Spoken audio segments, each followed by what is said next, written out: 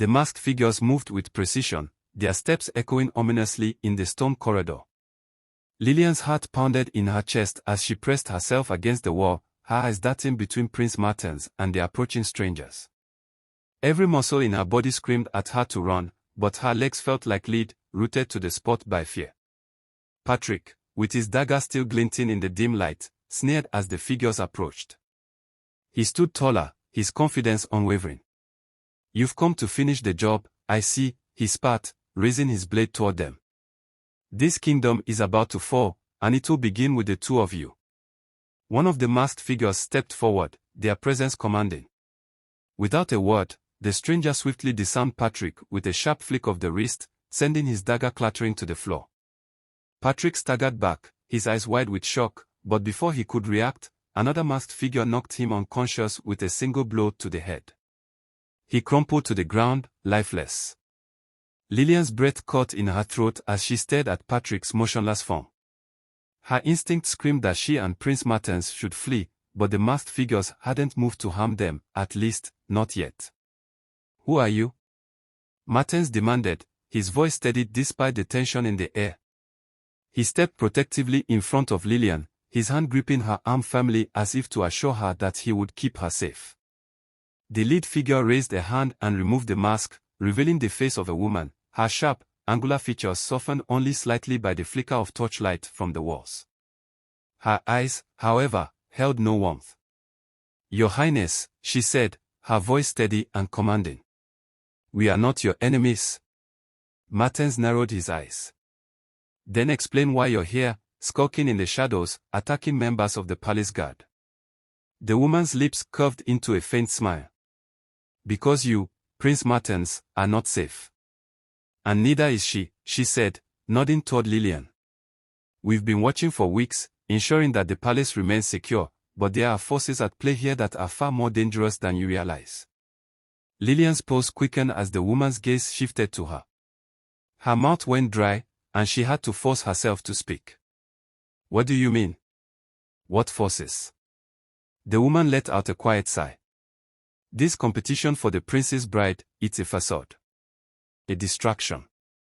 While you were all parading for the crown, a plot was set in motion. There are those who would see Prince Martens fall, along with the entire royal line." Martens stiffened, his jaw clenching. "Who are they? And why haven't you gone to my father, the king, with this information?" The woman's expression hardened. "Because your father already knows." Lillian gasped. She turned to Martens, whose face had gone pale with shock. "That can't be true," he muttered, disbelief coloring his voice. "My father would never." "You don't know your father as well as you think you do, Your Highness," the woman interrupted, her voice carrying a weight of truth that sent a shiver down Lillian's spine. "He's been negotiating behind the scenes, making deals with those who would see him retain power, even at the cost of your life." Martens shook his head, as if trying to shake off the absurdity of the situation. "No," he whispered, "this is some kind of mistake." The woman stepped closer, her eyes narrowing as she studied the prince's reaction. "There's no mistake, Prince Martens. The deal has already been struck. Your father has agreed to hand over control of Fortuna City to a group of foreign mercenaries in exchange for their loyalty. Once you are removed, he'll claim the throne for himself and reshape this kingdom into something unrecognizable." Lillian's mind raced, the weight of the revelation sinking in like a stone in water. It couldn't be true, could it? The king had always been portrayed as a wise and just ruler, someone who valued the future of his people. Could he really betray his own son?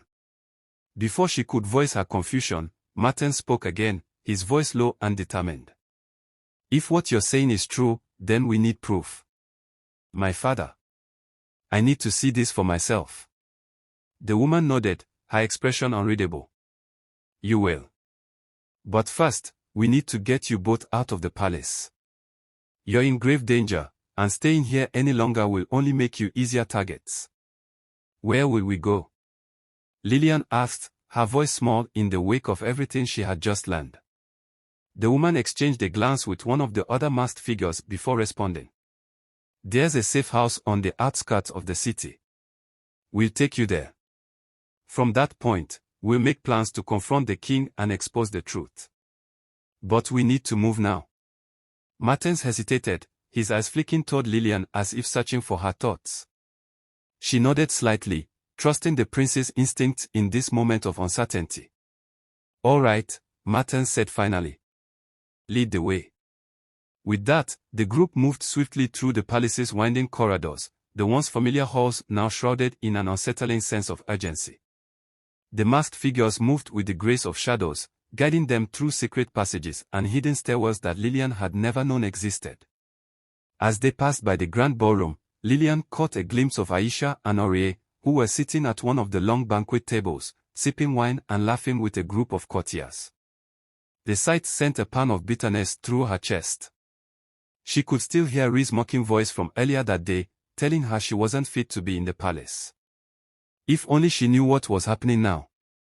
Just then, one of the masked figures came to an abrupt stop. They all froze as the sound of footsteps approached. A group of palace guards appeared, their swords drawn and faces stern. "What are you doing here?" one of the guards barked, his eyes narrowing as he took in the group. His gaze fell on Martens, and his expression turned to suspicion. "Prince Martens. What's going on?" Before Martens could respond, the woman stepped forward, her tone commanding. "We are on orders from the king himself. We're escorting the prince to safety. Stand down." The guards hesitated, but their uncertainty was short-lived. The lead guard's eyes hardened, and he raised his sword. "The king gave us no such orders. Seize them." In an instant, chaos erupted. The masked figures lunged into action, engaging the guards in a flurry of strikes and parries. Martens pulled Lillian behind him, shielding her from the violence as swords clashed and bodies moved in a blur of motion. Lillian's heart raced as she watched the fight unfold, her mind screaming at her to do something, anything, to help. But she was powerless, trapped in the whirlwind of danger that had swept her into this nightmare. Suddenly, one of the masked figures was struck down by a guard, collapsing to the ground with a pained grunt. Lillian gasped, her hands flying to her mouth. The remaining figures fought harder, their movements growing more desperate as they tried to hold off the guards. "We have to get out of here," Martens shouted, his voice barely audible over the clang of steel. He grabbed Lillian's hand and pulled her toward a narrow side corridor, away from the fighting. "Come on." They sprinted down the passage, their footsteps echoing in the narrow space as they raced away from the battle.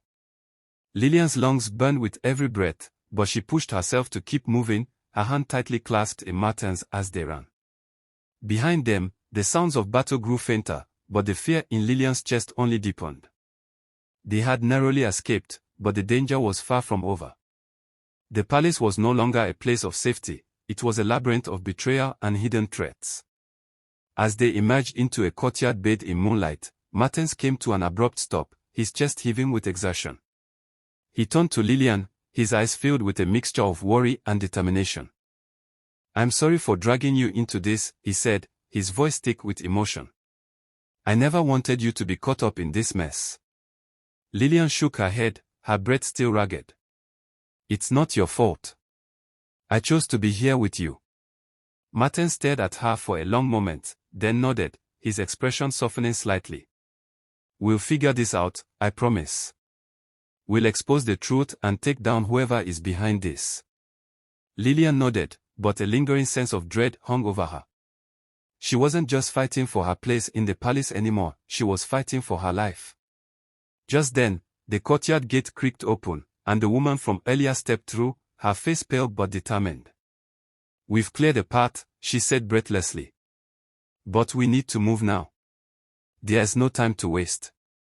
Martens nodded and took Lillian's hand once more, leading her toward the open gate. But as they stepped through, Lillian couldn't shake the feeling that they were walking into an even darker danger, a conspiracy that went far deeper than they had ever imagined. And somewhere, in the shadows, someone was watching.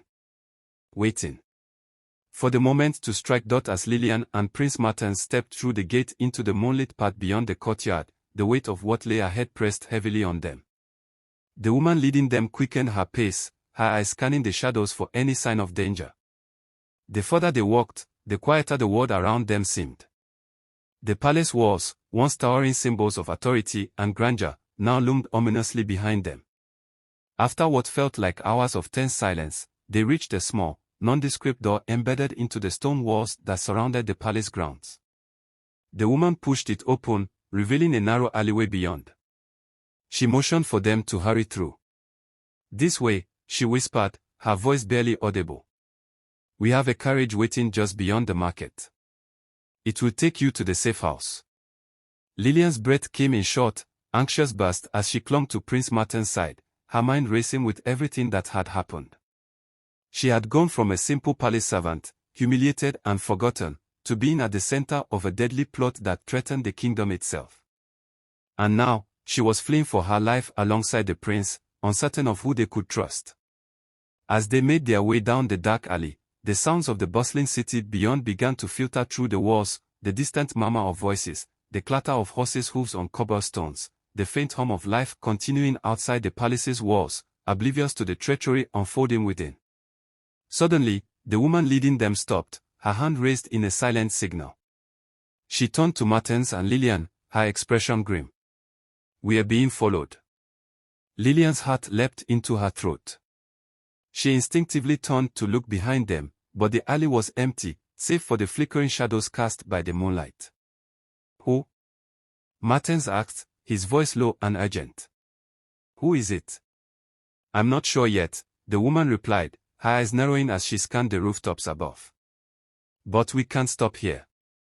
We need to move faster." They quickened their pace, their footsteps echoing eerily in the narrow passage. Lillian's mind raced with questions: who could be after them now? Had the king's men already caught wind of their escape? Or was there someone else, someone even more dangerous, lurking in the shadows? As they neared the end of the alleyway, a sudden sound, a soft rustling, like the flap of wings, caught Lillian's attention. She turned just in time to see a dark figure drop down from the roof above, landing silently behind them. "Run," the woman hissed, pushing Lillian and Martens forward. They sprinted the final few steps, bursting out into the open street beyond the alley. Lillian's chest burned as she ran, the cold night air cutting through her lungs like shards of glass. She could hear the footsteps of their pursuer closing in behind them, each step sending a fresh wave of panic surging through her veins. Ahead, a carriage stood waiting, its driver perched atop the seat, holding the reins of two restless horses. The woman led them toward it, her voice urgent as she shouted to the driver, "Go. Now." Martens helped Lillian into the carriage, his hand gripping hers tightly as they climbed aboard. The woman leaped in after them, slamming the door shut behind her just as their pursuer emerged from the shadows, his face hidden beneath a hood. The driver cracked the reins, and the horses lurched forward, pulling the carriage into a fast, rattling gallop down the narrow cobbled streets. Lillian's heart pounded as she glanced back through the window, catching a glimpse of the hooded figure standing in the street, watching them as they sped away. His presence sent a shiver down her spine, though he made no move to follow.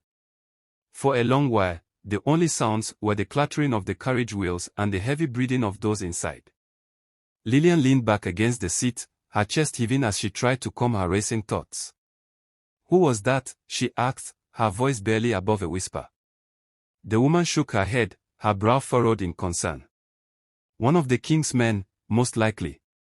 Or someone working for whoever's pulling the strings behind this conspiracy. It's hard to say. The palace is full of shadows, and not all of them answer to the king." Martin's jaw clenched, his expression dark. "We need to get to the safe house and figure out our next move. If my father is truly involved in this." He trailed off, unable to finish the thought. The idea that his own father might be behind the plot to end his life was too much to bear. Lillian reached out and placed a hand on his arm, offering him what little comfort she could. "We'll get through this," she said softly. "Together." Martens looked at her, his eyes filled with a mixture of gratitude and sorrow. "I hope you're right." The carriage continued its journey through the darkened streets, the city of Futuna passing by in a blur of shadowy buildings and flickering lanterns. As they left the more populated areas behind, the roads grew quieter, and the tension in the air seemed to ease, if only slightly. After what felt like an eternity, the carriage slowed, pulling to a stop in front of a small, unassuming house on the outskirts of the city. The driver jumped down from his seat and opened the door, motioning for them to hurry inside. "This is the safe house," the woman said as she stepped out of the carriage, her eyes scanning the surrounding area for any signs of danger. "We'll be safe here, at least for the night." Lillian and Martens followed her inside, the wooden door creaking as it swung shut behind them. The interior of the house was simple and sparsely furnished, with only a few chairs and a small table in the center of the room. A fire burned low in the hearth, casting a warm, flickering glow over the walls. The woman moved to the window, peeking through the curtains before turning back to them. "We rest here tonight, but we can't stay long. Come morning, we'll need to decide our next move." Martens nodded, though his mind was clearly elsewhere. Lillian could see the weight of the situation pressing down on him, his usual confidence shaken by the betrayal that now loomed over him like a dark cloud. As the fire crackled softly in the hearth, Lillian sat down on one of the chairs, her body finally beginning to relax after the harrowing escape. She closed her eyes for a moment, letting the warmth of the fire wash over her. But just as she was beginning to drift into a restless sleep, a sudden, sharp knock echoed through the room. All three of them froze, their eyes snapping toward the door. "Who could that be?" Martens whispered, his voice tense. The woman motioned for them to stay quiet as she moved silently toward the door, her hand resting on the hilt of the dagger at her side. She pressed her ear to the wood, listening intently. For a long, agonizing moment, there was nothing but silence. And then, another knock. This time, louder. More insistent. The woman took a step back, her eyes narrowing. "Stay here," she whispered, her hand tightening around her dagger. Slowly, cautiously, she reached for the door handle and pulled it open, revealing a tall, hooded figure standing in the doorway. Lillian's heart leapt into her throat as the figure stepped forward, their face hidden in shadow. For a moment, she feared it was the same pursuer from earlier, but then the figure reached up and pulled back their hood, revealing a familiar face. It was the prince's most trusted advisor, General Article. "General!" Martens exclaimed, relief washing over his face. "What are you doing here?" General Article's expression was grave as he stepped into the room, closing the door behind him. "I've come to warn you," he said, his voice low. "There's no time. Your father, he knows you've escaped. And he sent men to track you down. You're not safe here." Lillian's stomach twisted with dread. "What do we do?" she asked, her voice barely above a whisper. General Article glanced between them, his face grim. "There's only one option now," he said. "You need to confront the king directly. The longer you run, the more dangerous it becomes. If you want to survive this, if you want to save Fortuna City, you need to face him." Martens' face hardened with resolve, the weight of his decision settling on his shoulders. "Then we face him," he said, his voice steady. "We'll confront my father and end this once and for all." Lillian's heart pounded in her chest as she looked between the prince and the general, knowing that the final confrontation was approaching and that the fate of the kingdom rested in their hands.